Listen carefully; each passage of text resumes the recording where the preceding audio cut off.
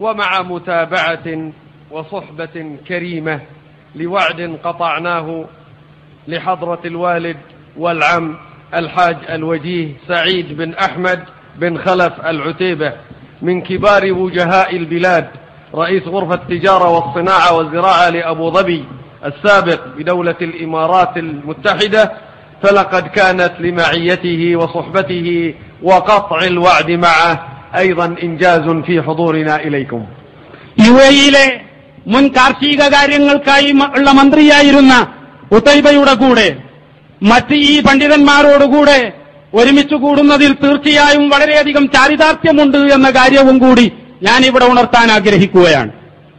وإذ ننوه بمساهمات أبو مانع الحاج سعيد في هذه الجمعية ورعايته المادية والمعنوية موصولة برضاء الله عز وجل وتوفيقه، وإني إذ أنوه بما ومن ذكر في ضوء العلاقة الحميمة والصداقة القويمة بين بلدينا الشقيقين برعاية القيادتين الحكيمتين حضرة صاحب السمو الشيخ زايد بن سلطان آل نهيان رئيس دولة الإمارات العربية المتحدة، وأخيه فخامة السيد الرئيس فاجباي رئيس جمهورية الهند الصديقة.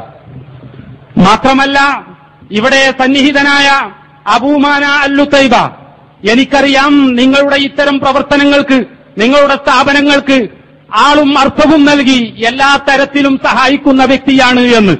അവരുടെയൊക്കെ ഇവിടെ കൂടുമ്പോൾ തീർച്ചയായും ഞാൻ ഇവിടെ അനുസ്മരിക്കുന്നത് രണ്ട് രാജ്യത്തിന്റെ നേതൃത്വത്തെ കൂടിയാണ്.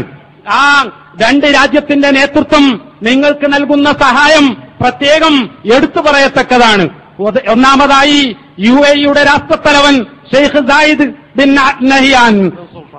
ബിൻ സുൽത്താൻ ആൽ നഹിയാൻ ഹഫിളഹുല്ലാഹു വറഅ, അതുപോലെ തന്നെ ഇന്ത്യ രാജ്യത്തിന്റെ ഭരണ നേതൃത്വവും നൽകുന്ന ഈ സഹകരണത്തിന്റെയും കൂടി വെളിച്ചത്തിൽ ഇത്തരം ഒരു സംഗമം തീർത്തും എടുത്തു പറയത്തക്കതാണ്.